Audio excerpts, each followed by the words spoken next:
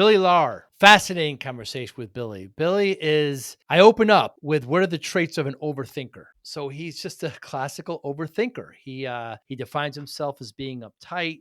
And, he talks about one situation where, he went to a convenience store and there was all these choices and come a long time to choose what's there. So he practices mindfulness and he shows others how to do it. And it's fascinating just the way he thinks and just the way he processes. He took some time off and went to Asia he was in South Korea, I believe he was for 10 months. He was in Thailand, he was in Japan. And just I ask about the cultures, about the differences there and how he was able to navigate there. Fascinating discussion. He's a teacher. We also talk a lot about, mindfulness and how meditation is just a strong part of it. He has the term, I don't know if you heard of this, emotional hostage negotiator. I wonder what you think that is.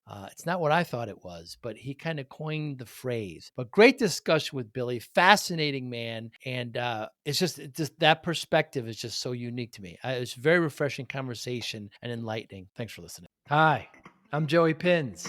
People ask me, how did I lose 130 pounds? The quick answer is always discipline. I started my business, wasn't paying attention to my health, was eating too much, drinking too much sweets. My daughter was born. Next thing I know, I'm pre-diabetic, I have hypertension. I knew something had to change. Discipline. I, like many of you, have faced many challenges in your career, in your family, in your life, in your faith. How did you attack them? How did you approach them? How did you solve them, hopefully? It all had to have some degree of discipline. I'm also asked, how did you found and start a tech business that lasted over 25 years? Discipline. I was committed to it, enjoyed technology, didn't enjoy some aspects of it, but knew it was necessary. Discipline. Our podcast mission, how do we use discipline to better ourselves and society? Join me, please, as I talk to interesting people and discuss how they use discipline in their family and their passion and their careers and how it helped them. Our podcast vision, growth through learning from others. Joey Pinz Disciple Conversations. It'll be light and serious. Join us, please. Thank you for consideration. You, Billy Lahr. Thanks so much for your time and energy. I know this took a while to make happen, but here we are. What are the traits, Billy, of an overthinker? Oh, what a great question. Oh my goodness. So people who overthink, just kind of generally anxious people. I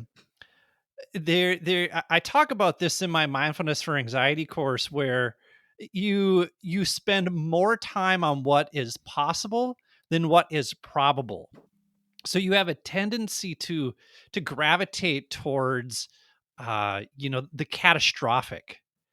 And so overthinkers are constantly thinking about worst case scenarios.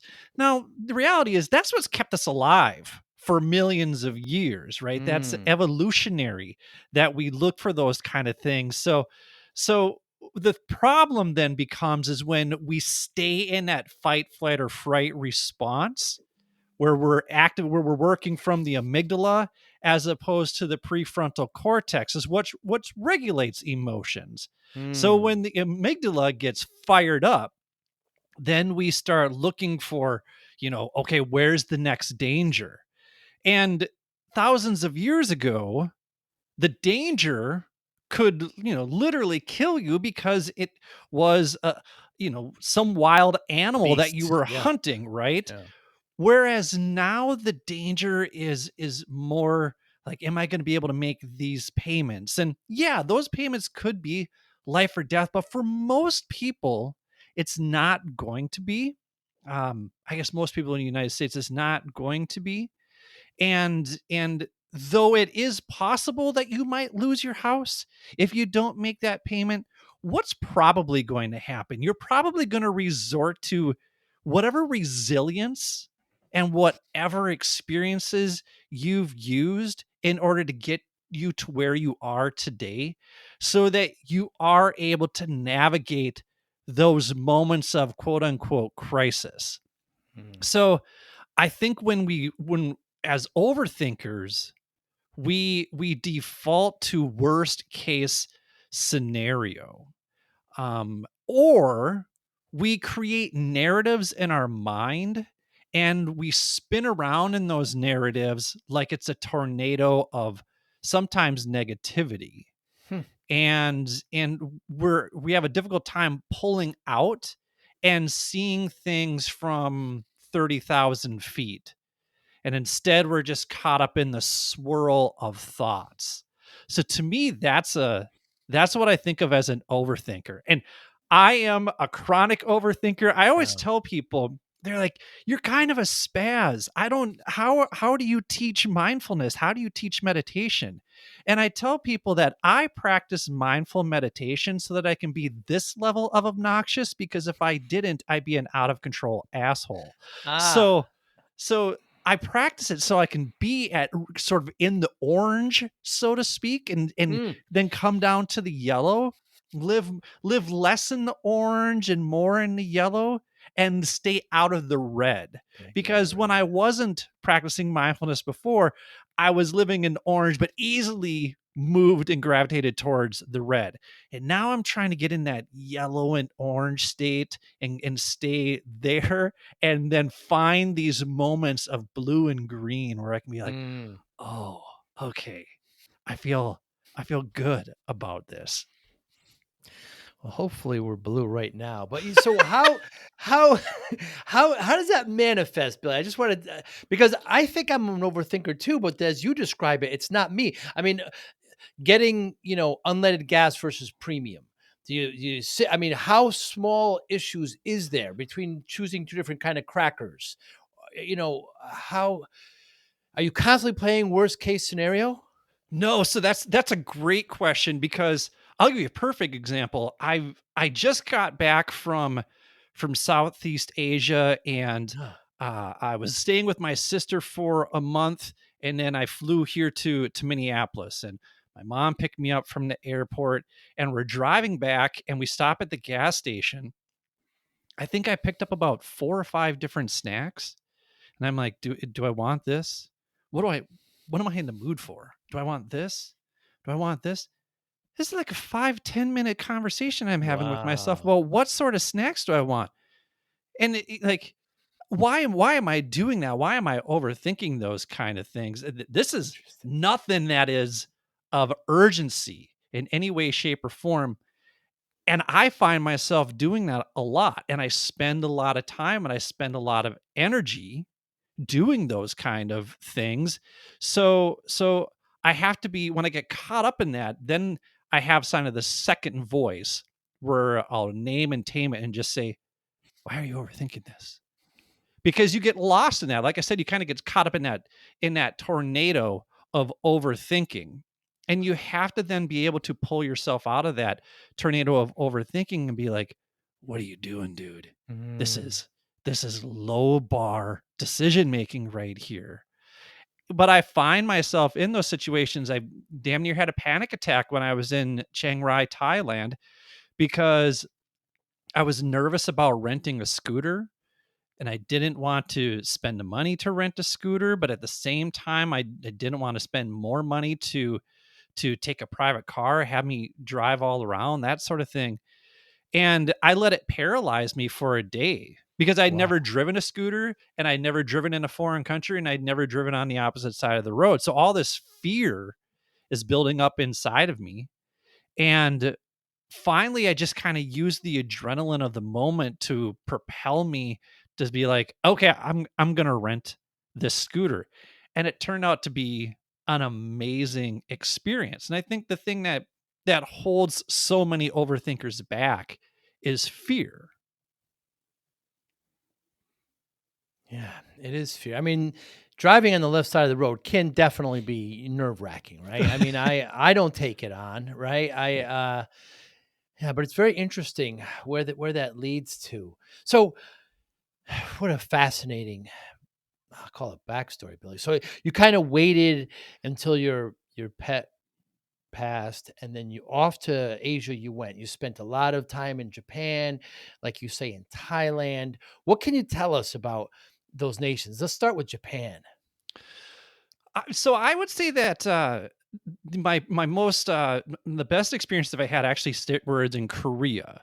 So I Ah, spent 10 months in Korea, and uh, it's what I find is that it was really challenging for me to connect with people because when I got there the first time, it was April of 2022, and this is just weeks after they had opened up the country post pandemic, and people were still wearing masks.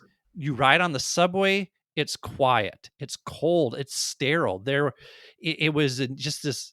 It didn't weird. feel like people were there to connect. And Hmm. I'm a social butterfly. I like doing that, and it was actually really challenging for me.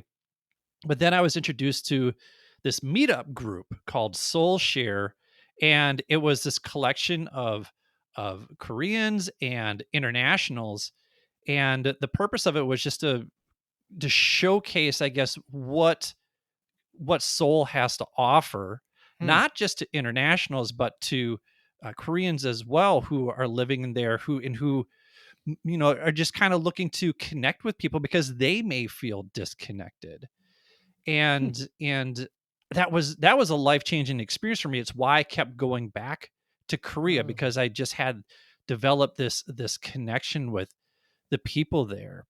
um I think what you kind of find is there's just like little things that are different from country to country to country, but at the end of the day, there are just a lot of similarities. People want to hmm. feel connected, people want to succeed, people have the same fears, have the same anxieties. It's all kind of general. There's more similarities than there are differences. The differences, though there are cultural differences, a lot of it is just sort of in the infrastructure and how you navigate the infrastructure when you're in that location. Interesting. When you say the infrastructure, you mean the government, the system? Just so when I say infrastructure, like for example, Seoul just has this elaborate metro transit system that like being in Minnesota, we don't have a metro transit system. Like we have the light rail in Hmm. Minneapolis. That I mean, that's nothing compared to the metro transit system that they have in Seoul. And you can get all around Korea on the trains, and so just kind of navigating those sorts of things, Hmm. it's very interesting. But then you go to a place like Thailand, and particularly Chiang Mai, excuse me, where I spent like 2.5 months. um it's interesting because you go out to eat every night because it's so cheap to do that. It's so cheap to eat out at restaurants, and you're very rarely cook. But um as far as the infrastructure there, trying to get around, there's one ways, and there's no like turn lanes, except like you have to go a quarter mile down the road before you can turn. Whereas like in the States, there's left turn lanes, there's right turn lanes. You can do it every block or so. Hmm. No, not in Chiang Mai. You like have to drive down 10 blocks and then you can make the turnaround. So it's just kind of navigating those things, when that's what I mean by infrastructure. But then, like I said, at the end of the day, uh, we just have more similarities than we do differences. Yes, there are some cultural things, but you kind of pick up on those. And what I find is that the people who don't pick up on those are the ones who have a lot to complain about, and then they Ah. don't enjoy their experience while they're there. But when you sort of embrace and you seek to be curious about, oh, well, why, I wonder why people do that, or that this is something that I noticed, can you tell me more about that? And then when you get curious about it and you ask questions and you understand better rather than making assumptions about a culture and then projecting your own experiences from wherever you are onto the culture and try to quote unquote fix what Hmm. they're doing. Hmm. thousands of years old, these cultures are, and then the Yeah. foreigners come and say, "Yeah, that's the wrong way." I spent a lot of time, my father's from Italy, so I spent a lot Mm. of time in Southern Europe, and there are just some subtleties, and then when you f and which seem odd, but then when you find out. Here's one for example. So in Italy, it's very common when you greet to kiss both cheeks. Mm. Now, every once in a while here in the States, we kiss just one. Now, one kiss is extremely offensive over there. And you come to Mm. find out Jesus was betrayed with a single kiss. Oh. So that's the reason why. It's actually a betrayal when that happens. So they're offended. So you never just you just learn, understand why, and then you just adapt. I mean, it's a really great reason why, and let's move forward with it.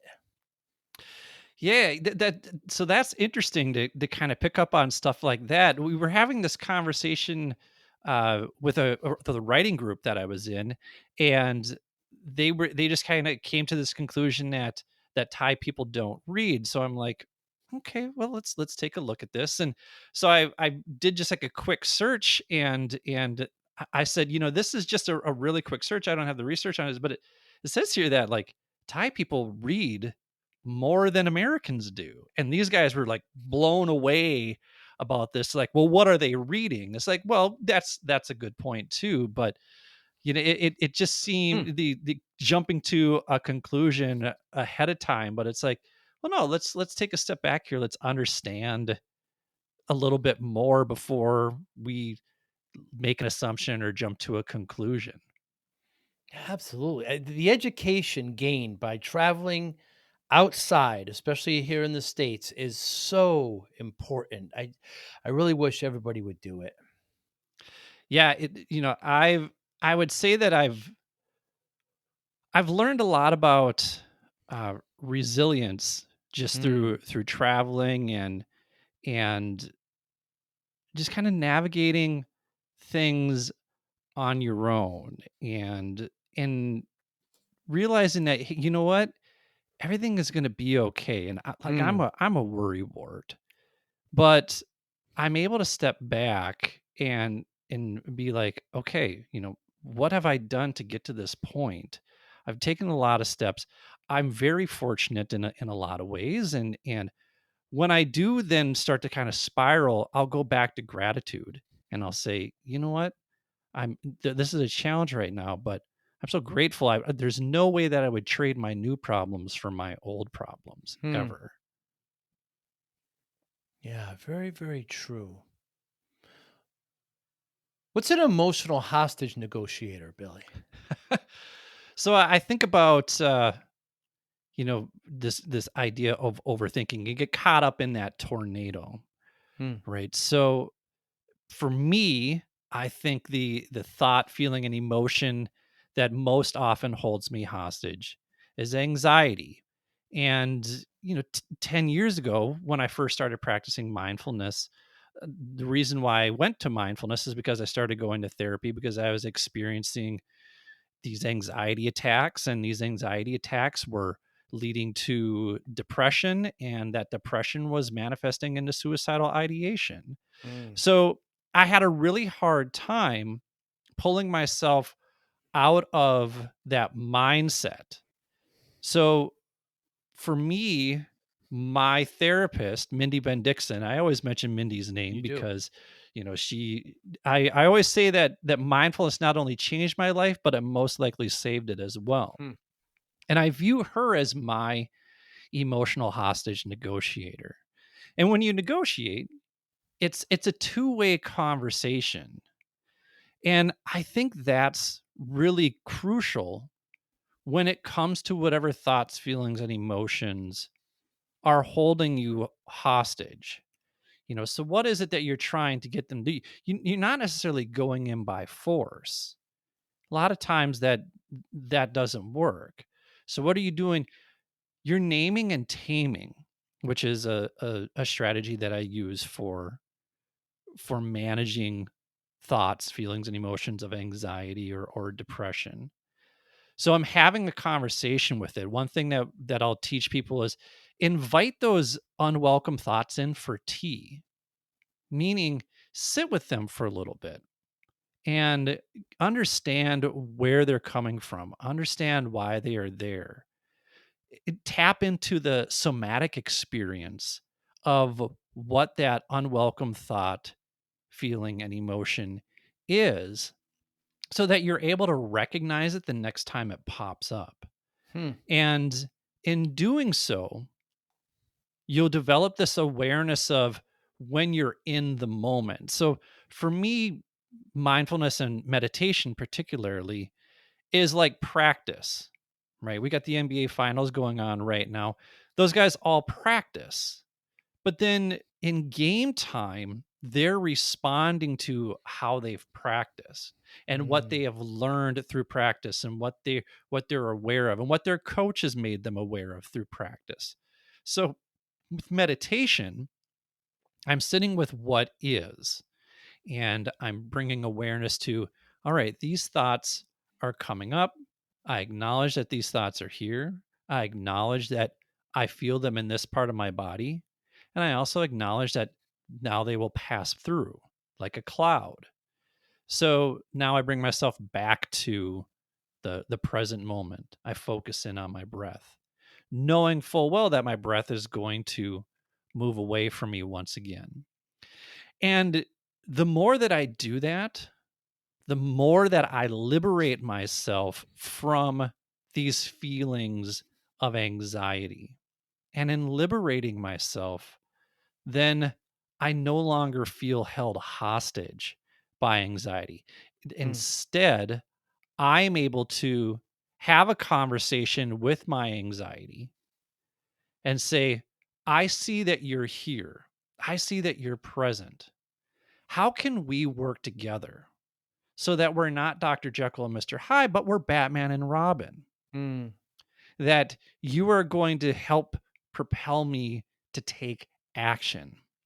And so then I have to be mindful of, well, okay, anxiety is moving me into action, but now what emotional state am I in right now? Am I operating out of desperation? That's not an emotion that I want to operate from. So, am I operating through a responding emotion as opposed to a reactive emotion? Hmm. And once you've learned how to respond as opposed to react, therein is liberation. So there's this quote, and I never have it fully memorized. It's from Viktor Frankl, and it talks about that space in between thought and behavior, and that space in between thought and behavior is choice, and therein lies freedom. Mm. And to me, that's what a emotional hostage negotiator does, is it creates that space between the stimulus around us and the action, and creates choice, and in that choice is freedom. Is this your term, Billy? I've never heard it before. The emotional hostage negotiator? Yeah, I Yes. came up with that because I thought I needed something, catchy. And I was like, yeah, this sounds kind of fun. This sounds kind of neat. Let me see how this goes. So, I acknowledge that it's a bit gimmicky, but at the same time too, it's how I feel. Mm. As a mindfulness meditation teacher, I feel like I'm trying to help people feel more liberated from whatever is holding them back mentally, emotionally. And and the reason why it's so important to me is because I know firsthand what that's like. And though I still navigate it today, I'm using the same skills and strategies that I use in order to help other people. Hmm. And because, like I said, I'm going through it. I'm not perfect in any way, shape, or form. There are people who are far better than I at navigating these emotions. But I'm where I am now because I figured it out. And had I never figured it out, I don't know where I would be. I might not be here. Hmm. I don't mean that like to say that flippantly. Like I that's really where I Right. was. Right. So to feel more, I guess, connected to what actually feels good is is in itself liberating. Mm, And I'm able to then enjoy life more by being present with what is and not always seeking the ideal. Because when you do that, or if you are wallowing in the past, you ignore these really beautiful moments that are around you and you start to take them for granted. And that's why gratitude is such a huge component mm. of my daily life and what I try to teach other people as well. How do you extend, how do you find time to express gratitude while also being aware that, hey, things are really hard right now. We're not denying that. Mindfulness Mm. isn't about, let's always be in a good mood. No. Let's be aware of what mood we're in right now, what thoughts are present, what emotions are present, and then operate from choice. Operate from response as opposed to reaction. Billy, what's the difference between meditation and mindful meditation? Yeah. So when I think of mindfulness, it's an umbrella. And meditation is underneath that umbrella. So when we think of mindfulness, uh, I do all sorts of different mindfulness exercises with people. I do mindful eating. This is one of Mm, my favorites. And a lot of times it's just something simple like chocolate. I've done mindful eating with raisins before, nice. and people are like, raisins? Why the hell would I want to eat a raisin? I'm like, for this very purpose, because Mm, you maybe don't experience raisin. So, for example, I actually have done mindful coffee drinking as well, because I think of people, and this might be a good example to showcase, because I think there are a lot of people out there who they pour their coffee and they sit down and they drink their coffee while they're working. mm, So what I'm going to encourage people to do is to actually sit and activate all five senses before they start doing anything else, before they start multitasking, which isn't a real thing, before they start doing those switch tasks, and actually just sit with the aroma of the coffee, mm, of the steam, and feel that as it comes out of the cup, the warmth of the cup on their hand, the aroma, the look of the coffee. What colors are present there? How is it swirling about?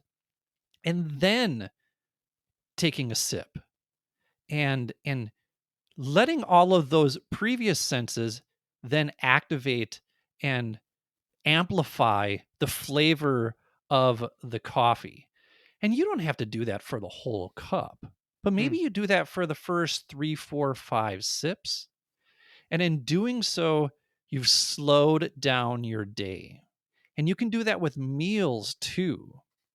And you can do that with walking. We do mindful walking exercises as well, where we walk very slowly, but we do heel to the ground and then slowly let the foot come down to the ball of the foot, up to the toes, and then lifting that other foot and really feeling how the muscles are activating. And what's funny is seeing people struggle to keep balance mm, because they're not used to moving that slowly. And you really then get an appreciation for how the body moves. When I was working out, one of my workout routines is where I will do the eccentric and concentric for 5 seconds apiece. So I'll do the lowering, like a squat. I'll lower for 5 seconds, and then I will raise for 5 seconds. And in doing so, I have to make sure that my muscles are activated the entire time. And I have to use a much lighter weight. Sometimes it's just body weight. But in doing so, it forces you to be cognizant of how to activate your muscles, be mindful of how to activate your muscles. So this idea of mindfulness is really being present with what is in the moment. And then the hard part is to do that without judgment. because you are where you are. And judgment is always creeping in. But judgment's also very natural. So we always caution people to be aware of when the second arrow flies. So the first arrow is your judgment, I'm doing this wrong. And then the second arrow is, oh shoot, I'm judging this. Mm. So you don't need to be. It's okay. Judging is normal, and you say, "Oh, I'm judging this. I'm judging this," and I'm aware that I'm judging it, and so now I'm going to go back and reset, and then come back to what it is that I was doing, whether it's breathing, whether it's mindfully eating or drinking coffee, or if it's mindful movement. So when we talk about Mm. mindfulness, like I said, it's sort of this umbrella, and meditation is under that umbrella. I meditate often, Billy, at least generally once a day, but I never really considered it mindful. That's very interesting. I guess it is.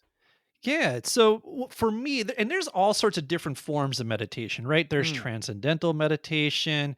So for me, mindfulness is what I was introduced to. And that's just sort of what I gravitate towards. That's my thing. So for me, I spend a lot of time just being present with my breath. Where do I feel my breath? And Mm. how is my breath moving in and out of my nose and my body?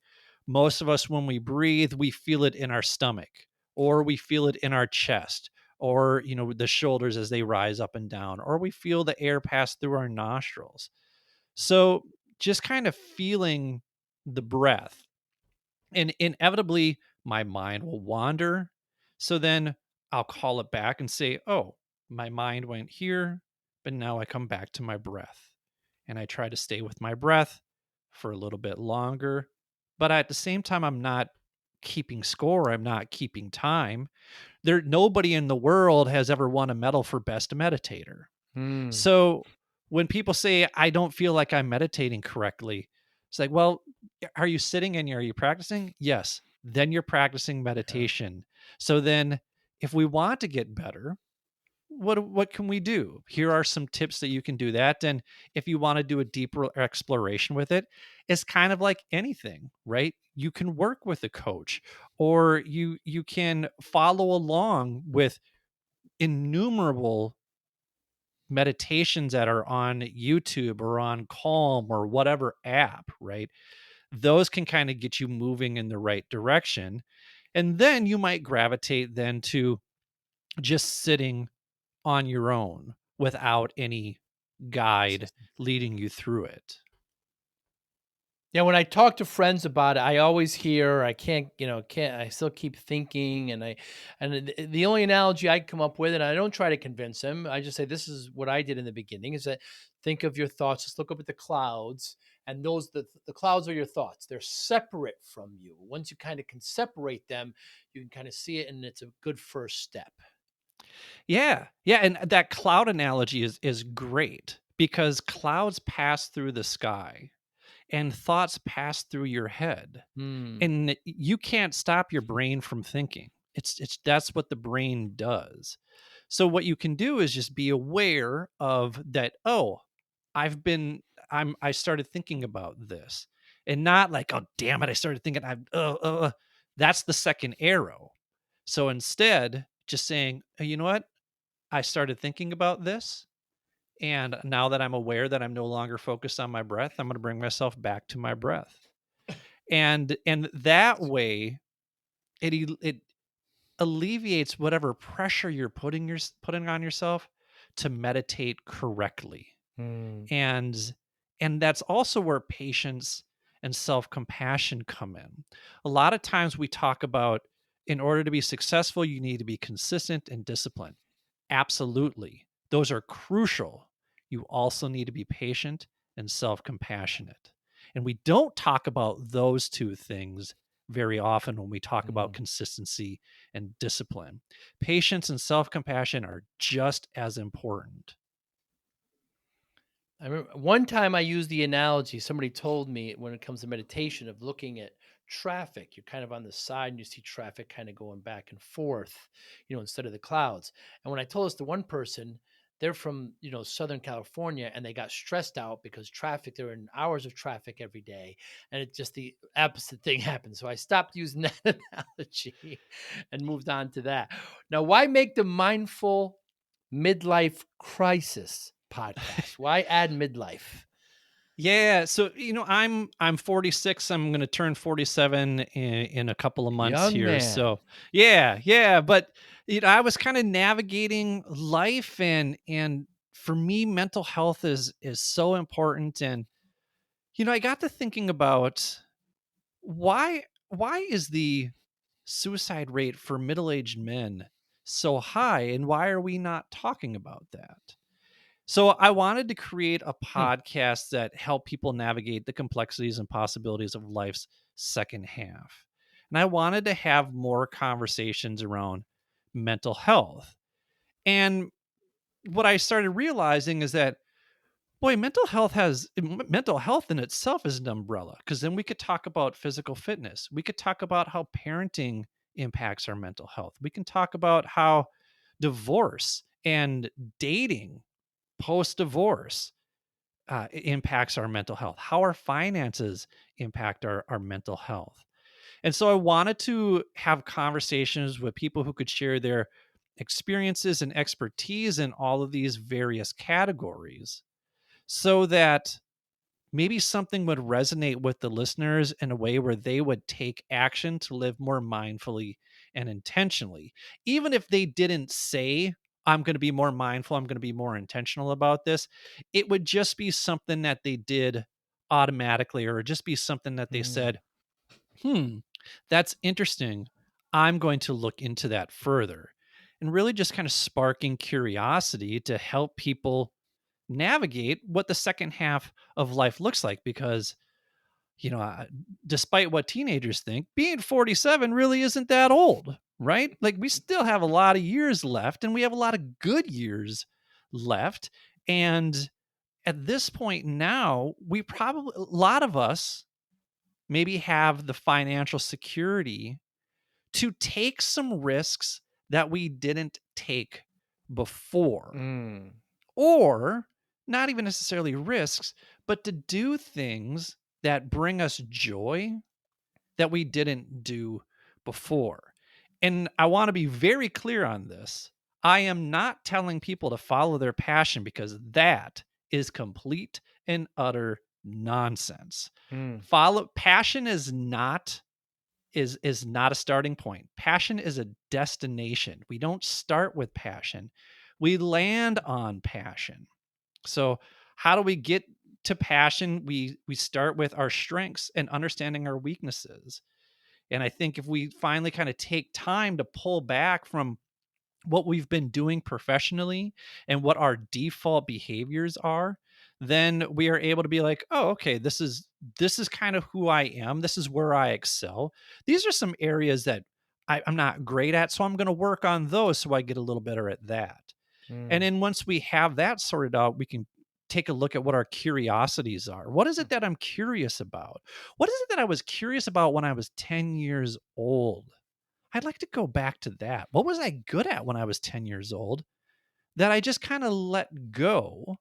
But there's still the little kid in me still kind of likes doing that, still enjoys it, but maybe it's been beaten out of me because of responsibilities, right? And then from there, we want to find our community. And community is so important when it comes to understanding what our purpose is and turning that purpose into passion. Because it's those people who are going to motivate us to continue seeking out those curiosities, to continue to have us continue grow. And then once we've done that, then we can implement consistency, discipline, patience, and self compassion. Mm. And voila, there's our passion. And again, passion does not have to pay the bills. Passion can just be something that you do, that you enjoy, that makes your job suck a little bit less. Hmm. Like, it can, your job, sometimes a job is a job, and the job provides you with the means to support your family. But then, hey, now I have a few extra dollars here, or I have a little bit more time because I took the time to be more mindful and intentional about how I'm spending my day. And I can do this other thing that really elicits a lot of joy. And in that way, when I go into work, I'm in a little bit better mood and I have something else to talk about besides my job. Mm. The one question that I never ask people when I first meet them is, what do you do for a living? Hmm. Because I find that the answer to that question is A, the least interesting thing about them, but then also people are so wrapped up in their identity of what they do that they don't talk about what actually makes them interesting. So, on the Mindful Midlife Crisis, the first question I ask people are, what are 10 roles that you play in your life? Huh. And a lot of times the first four roles are like, father, mother, son, daughter, like the familial roles, right? But then you get into roles 6, 7, 8, 9, 10, and you get some really creative responses Hmm. with those.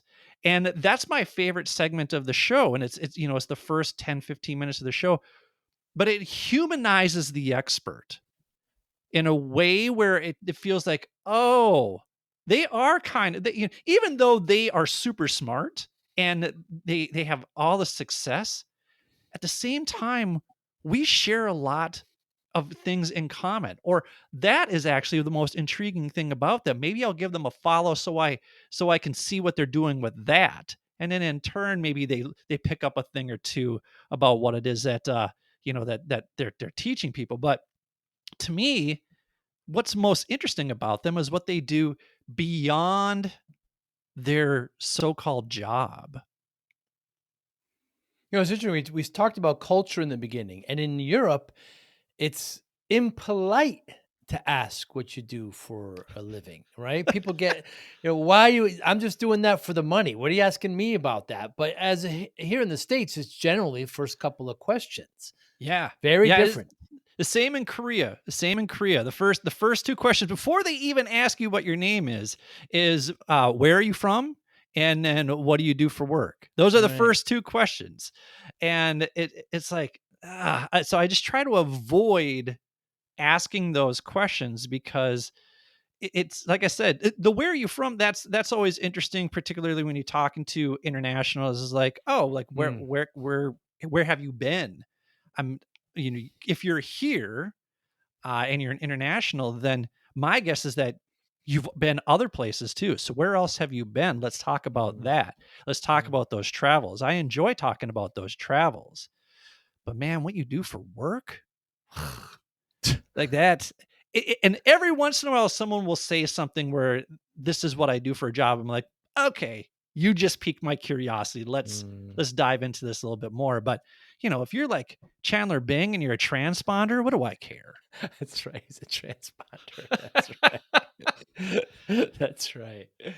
You mentioned self-compassion and discipline earlier. So my story, I started my business in the 90s, working just a little bit older than you, Billy, and I was working way too hard, 14, 16-hour days, and I neglected my physical self, right? And I was eating poorly, was stopped exercising, and got myself up to 340 pounds. The doctor asked me, you know, well, if you don't lose the weight, you're not going to see your daughter graduate. My oldest was just born. So I spent the next 7 months, lost about 130 pounds.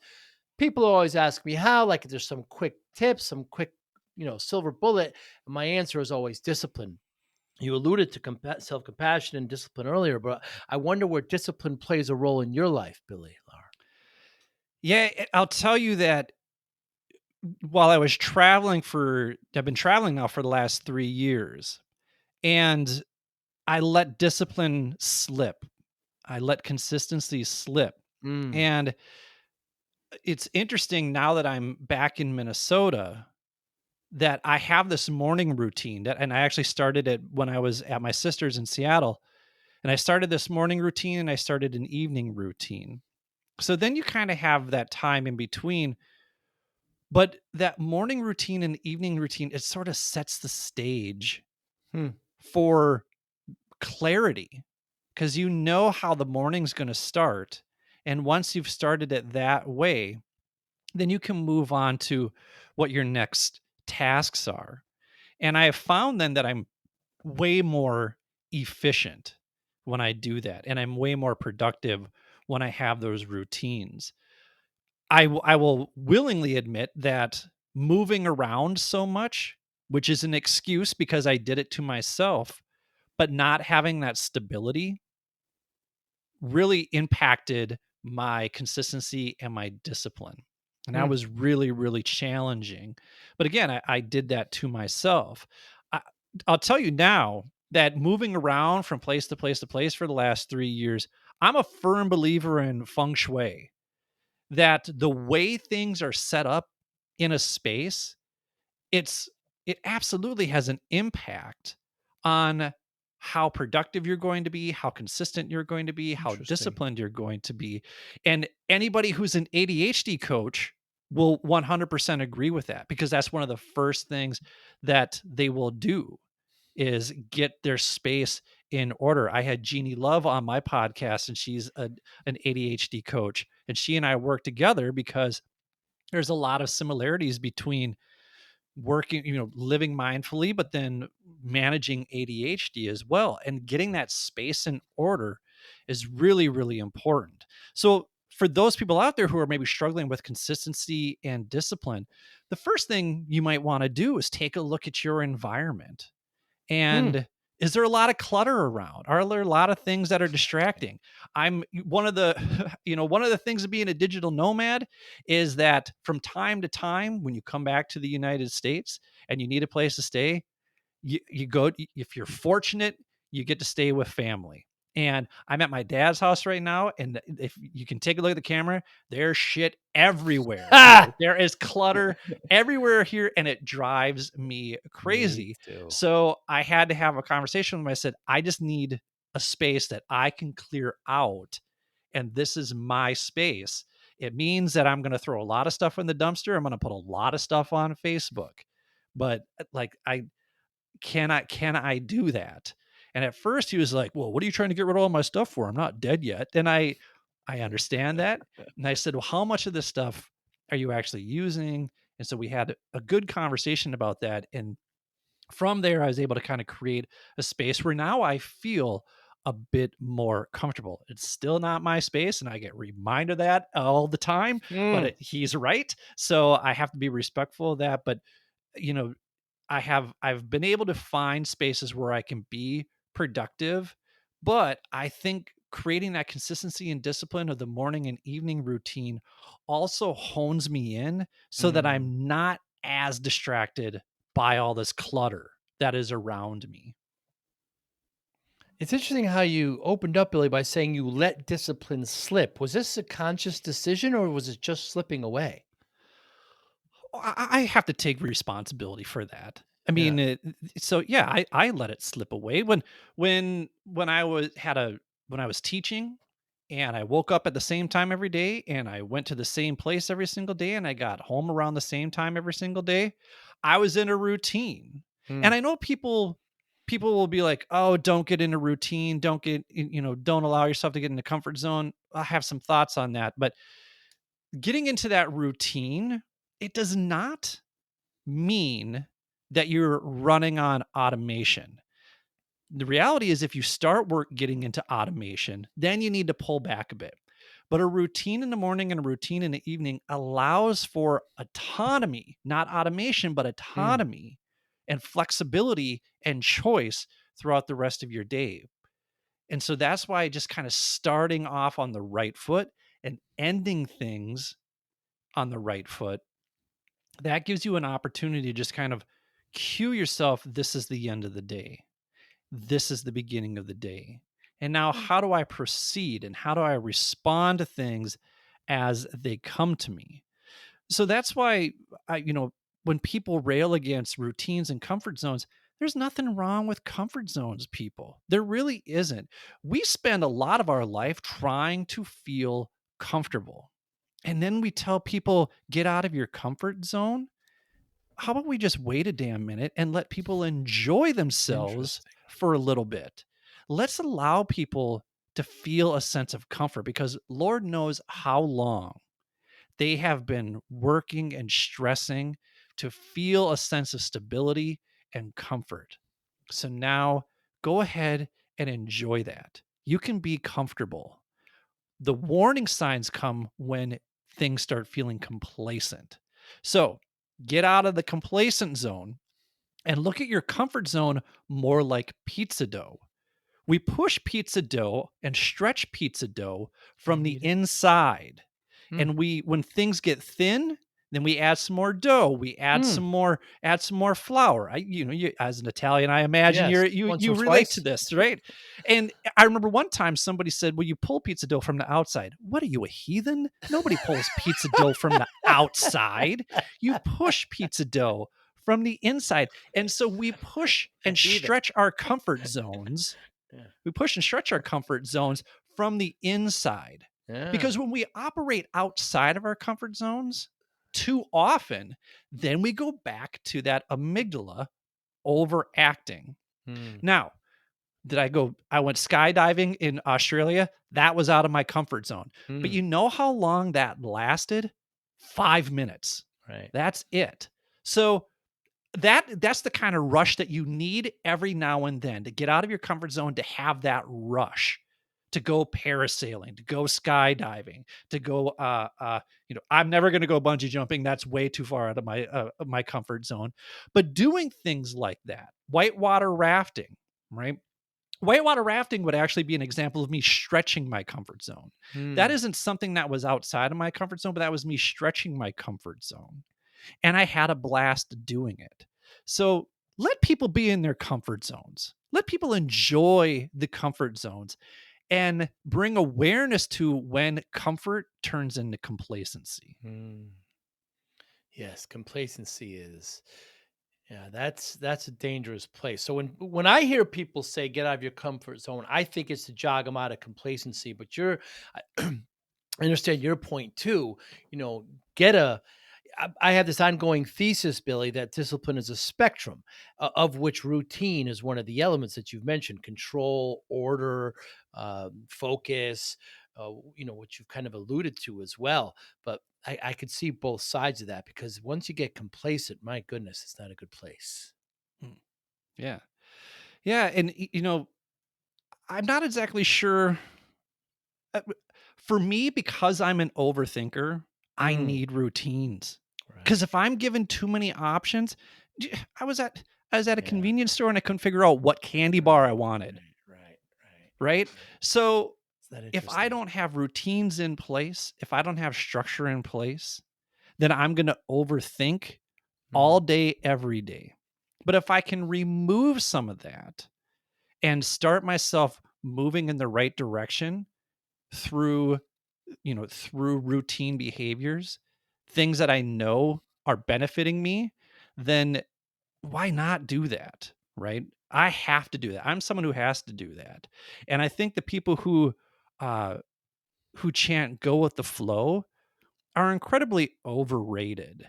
That mm, because what they're saying is let go of some of that control. And I hmm, get that.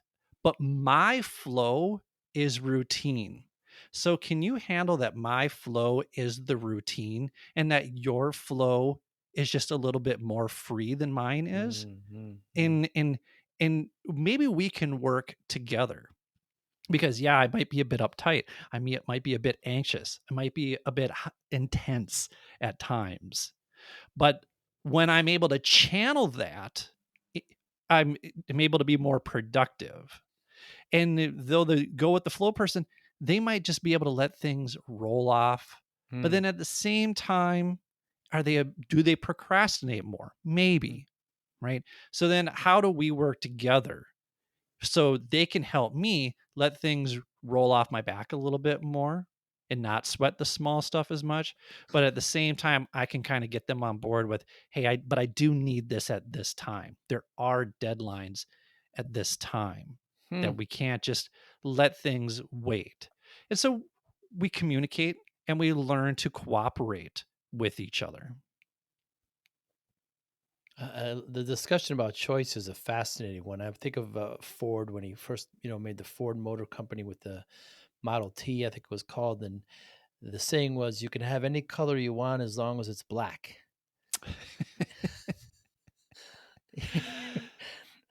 So the illusion of choice was there, but it really wasn't. What Right. motivates you, Billy?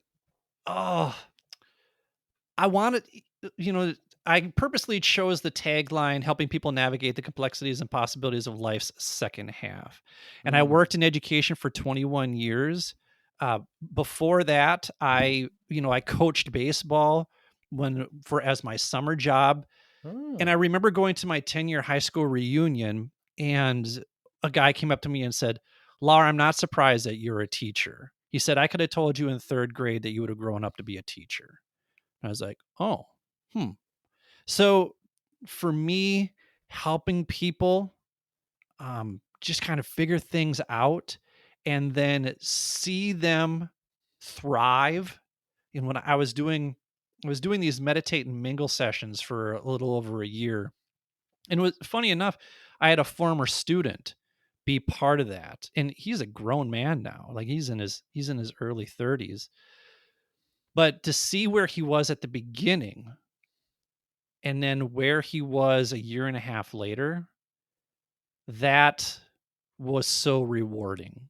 Hmm. And you have to think of one guy told me, we're not here to plant seeds, we're here to water them as meditation teachers. And to me, you know, as an educator, you plant the seeds had already been planted and you're trying to water them and you don't get to see them grow right away. I usually taught freshmen. Oh my gosh. It's just what a challenging age, 14 and Really? 15-year-olds. But then sometimes I would have them at seniors and I'm like, "Oh, look what you've blossomed into." Mm. And sometimes when I had them as seniors, they still hadn't come around, but then Huh. 2 to 3 years later, they would send me a message and say, "Hey, you were one of the hardest teachers I ever had, and I know I drove you nuts, but here's what I'm doing now, and I really wanted to say thank you for pushing me." Hmm. And Oh, to nice. me, that's so rewarding to get that feedback from former students because I'm challenging, I have high expectations, but deep down I care about your well-being and your Mm. success. Mm. And at the end of the day, I just want to see people win. So, given that motivation, Billy, how do you measure success? Oh, I think it's for me it's subjective. Which is interesting because I like data, right? So when I see somebody's growth, I think a lot of it is just in the way that my perception of them and how they carry themselves now years removed from when I first started working with them or when I first started seeing them. And it's not necessarily a reliable measure. It's a subjective measure, but if I can at least walk away from it and be like, "Oh wow, that person really grew into this leadership role." And that to me is how I measure success. Mm. That's very rewarding, isn't it? Your impact. Yeah. Yeah, I mean and that's why I stayed in education for 21 years Mm. and the reason why I left education is because I'm single, I'm not married, and I don't have kids, so I don't have the same responsibilities that everybody else has. And I had saved up money and I thought, "You know what? Why not take some time to just travel? When am I ever going to be able to do this? I'm in great shape. I'm secure at this point. I think I'm going to take time to do this." And in doing so, it really has it's stretched my comfort zone Hmm. because I have had to really take on all sorts of different challenges and the reality is I have failed at a lot of that stuff. I have failed at a lot of it, but every time I fail, I lick my wounds and Mm. I maybe take some time to process, but then I come back. And to me, life is just a laboratory where we can experiment. And and we have the if we have the courage to fail, we're actually going to eventually succeed somewhere down the line. And that is coming from a perfectionist. That is Hmm. coming from someone who, has very high expectations, not of others, but of also of himself, in these certain measures of success and what that looks like to me. And the fear that, oh man, if this doesn't work out, what is so and so going to think, or what are these people going to think, or are people just generally going to see me as a failure? And again, navigating that emotionally and being like, yeah, maybe they will, but again, you've gotten to this point using whatever social emotional skills you have. How can we continue to build on that and move forward using your strengths and being aware of your weaknesses, and trying to sharpen the dullness that's within those weaknesses, so that you get just a little bit better every day. And we need to see growth like the stock market. The stock market goes up, the stock market goes down, but over time, if you continue investing in the stock market, you're going to make money. The stock market, it just has gone up and up and up, even though that there are periods when the stock market goes down. That's how we need to view ourselves. We're going to go through peaks and valleys, but if we continue to invest in ourselves, then those dividends are going to pay over time. Mm. Billy, I love your perspective. It's so unique. Thank you so much for your time. I like the way you work with this, and then you help others with it. How do you? What's a perfect candidate? How can you help somebody? Who's the perfect candidate for you? Yeah, I think if anybody's listening and they said to themselves, "Oh, this dude sounds like a lot like me," or just kind of high energy, high strung, high anxiety, overthinker, that's who I want to talk to. Because what's interesting is when I talk to people who kind of have the same energy that I do, then I'm able to dial it down, because Mm, I recognize that, okay, like you need the voice of reason right here. You just kind of need a calming voice to help you process and slow things down, and I can do that. And that has required a lot of work. I think it's come from working with teenagers, where they come in hot, because as a dean of students, you're always the bad guy. So you're going to be delivering bad news to them. So they're coming in all fired up. So how do you be the voice of reason? And that's who I'm looking to work with, are just people who are struggling because they can't organize their thoughts, or they're having a hard time organizing their thoughts in a way that they can move forward or see a clear path. And for me, my mindfulness practice has created more opportunities by clearing out paths, by allowing me to actually see where those roads go and where those roads are. And I'm not saying that we need to sit in meditation, but just having someone to process through and reframe whatever it is you have going on, so that you see other perspectives, so that you can be curious, so that you can be open, so that you can be aware, so that you can be grateful, teaching you those things you already know how to do, but maybe you don't practice it on a regular basis. And so, mm, how can we practice it on a regular basis without interfering with your day hmm, in a way that feels daunting? We can do it in practical small steps that you can do on your commute to work, that you can do 5 minutes in your car before you get out and walk into work. We can do that just in these little mini practices, so that you don't have to carve out an hour or two of your day to do some elaborate morning routine. I as much as I admire Dr. Andrew Huberman, when he talks about his morning routine, how much of that is relatable to us? hmm. And it's all science backed, yes, but how much of that, when I was an educator in Minnesota, I was on my way to work at 6 a.m. I didn't get to see the sunlight. Right. And then when I left work at 4:30, I didn't get to see the sunlight. Oh. So how do you then find ways in order to incorporate some other strategies that maybe take 5 minutes? And those 5 minutes are an investment. And those small Hmm. 5 minute investments over time, like I said, they pay off in the long run. Billy, how can anyone listening get in touch with you? Thanks so much for your time today. It's been great. Yeah. I'm pretty prolific on LinkedIn. So if people want to look at Billy Lahr, Lahr, you can message me. You can connect with me there. Also, Instagram at mindful_midlife_crisis. Feel free to email me at billy@mindfulmidlifecrisis.com.